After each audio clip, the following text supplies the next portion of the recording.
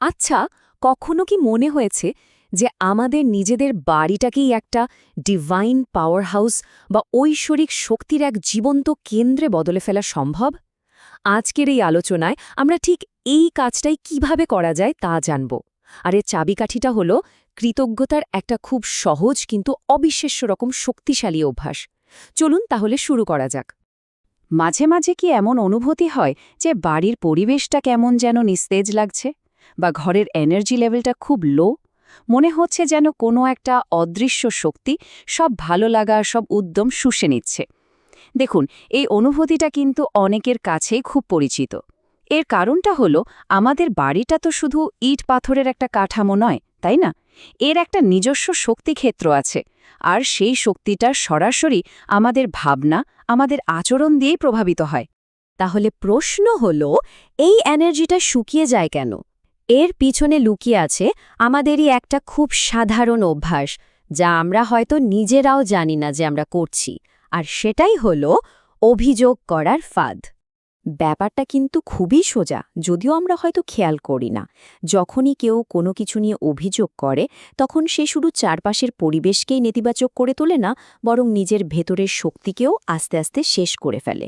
এটা অনেকটা বাড়ির মধ্যে একটা অদৃশ্য ছিদ্রের মতো, যা দিয়ে ঘরের সমস্ত পজিটিভ এনার্জি ধীরে ধীরে বেরিয়ে যায়। এই স্লাইডটা দেখুন, কি দারুণভাবে পুরো বিষয়টা তুলে ধরা হয়েছে।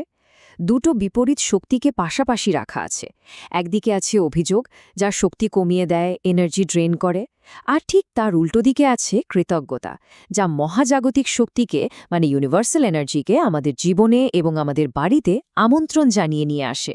এই দুটোর মধ্যে কোনটাকে আমরা বেছে নিচ্ছি, তার উপরেই কিন্তু আসল পরিবর্তনটা নির্ভর করছে। তাহলে সমাধানটা কি? উপায়টা কি? সমাধান হলো সেই শক্তির উৎসটাকে আবার চালু করা, যা আমাদের সবার মধ্যেই আছে। আর সেই উৎসটা হল কৃতজ্ঞতার এক শক্তিশালী চুম্বক। চলুন এবার দেখি এই চুম্বকটা ঠিক কিভাবে কাজ করে। এই শক্তিটাকে একটা বিশেষ সূত্রের মাধ্যমে ব্যাখ্যা করা হয়েছে। উৎসগ্রন্থে এটাকে বলা হয় সূত্র 01207, আর এটা আসলে কৃতজ্ঞতার শক্তিকেই বোঝায়। এটা শুধু একটা মিষ্টি অনুভূতি নয়, এটা আসলে একটা কার্যকরী কৌশল, যা আমাদের চারপাশের পরিবেশকে পুরোপুরি বদলে দেওয়ার ক্ষমতা রাখে। এই সূত্র অনুযায়ী কৃতজ্ঞতা হল সেই চৌম্বকীয় শক্তি, যা ঐশ্বরিক বা ডিভাইন এনার্জিকে বাড়ির দিকে আকর্ষণ করে। মানে ভাবুন তো একবার, আমাদের ভেতরের অনুভূতিগুলোই যেন এক একটা শক্তিশালী চুম্বক হয়ে উঠছে, যা চারপাশের সমস্ত ভালো জিনিসকে সক্রিয়ভাবে আমাদের দিকে টেনে আনছে। এই অসাধারণ উক্তিটি একবার দেখুন। কৃতজ্ঞতার অনুভূতি হল সেই চৌম্বকীয় শক্তি, যা আপনার বাড়িতে ঐশ্বরিক শক্তিকে আকর্ষণ করে। এটি আপনার মানবিক বিদ্যুৎকে সর্বোচ্চ স্তরে নিয়ে যায়। এখানে মানবিক বিদ্যুৎ বা হিউম্যান ইলেকট্রিসিটি বলতে আমাদের ভেতরের সেই জীবন্ত শক্তি বা জীবনী শক্তিকেই বোঝানো হয়েছে। কৃতজ্ঞতা ঠিক সেই শক্তিকেই বাড়িয়ে তোলে, যেমন করে একটা ব্যাটারিকে ফুল চার্জ করা হয়। এখন আসল প্রশ্নটা হলো, এই জবরদস্ত শক্তিকে আমরা চালু করব কিভাবে?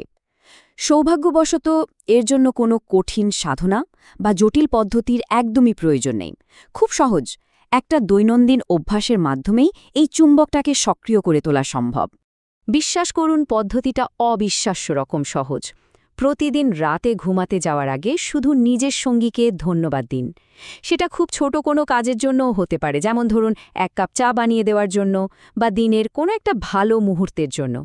এই ছোট্ট একটা কাজই কিন্তু কৃতজ্ঞতার সেই বিরাট চৌম্বকীয় শক্তিকে অ্যাক্টিভেট করে দেয়। শুনতে হয়তো খুব সাধারণ লাগছে, তাই না? কিন্তু এখানেই আসল জাদুটা লুকিয়ে আছে। এই ছোট্ট একটা কাজই একটা বিশাল পরিবর্তন নিয়ে আসতে পারে। কারণ এর মাধ্যমে আমরা অভিযোগের যে চক্রটা তৈরি করেছিলাম, সেটা ভেঙে যায়, আর সম্পর্কের এবং বাড়ির কেন্দ্রে কৃতজ্ঞতার শক্তিশালী এনার্জি স্থাপিত হয়। তাহলে চলুন আজকের আলোচনা থেকে আমরা যে মূল 3টে জিনিস শিখলাম, সেগুলোতে একবার চোখ বুলিয়ে নিই। প্রথমত, অভিযোগ করা আমাদের ব্যক্তিগত এবং পারিবারিক দুটোরই শক্তি নষ্ট করে দেয়। দ্বিতীয়ত, কৃতজ্ঞতা একটা চুম্বকের মতো কাজ করে, যা পজিটিভ এবং ডিভাইন এনার্জিকে আকর্ষণ করে। আর সবশেষে, একটা খুব সহজ রাতের অভ্যাসই আমাদের বাড়ির পরিবেশকে পুরোপুরি বদলে দেওয়ার ক্ষমতা রাখে। তাহলে সব শেষে একটা প্রশ্ন রেখে যাই। আজ রাত থেকেই যদি এই ছোট্ট অভ্যাসটা শুরু করা হয় তাহলে কি কি বদলাতে পারে? এর উত্তরটা শায়দ অন্য কেউ দেবে না, নিজের অভিজ্ঞতার মাধ্যমেই সবচেয়ে ভালোভাবে পাওয়া যাবে।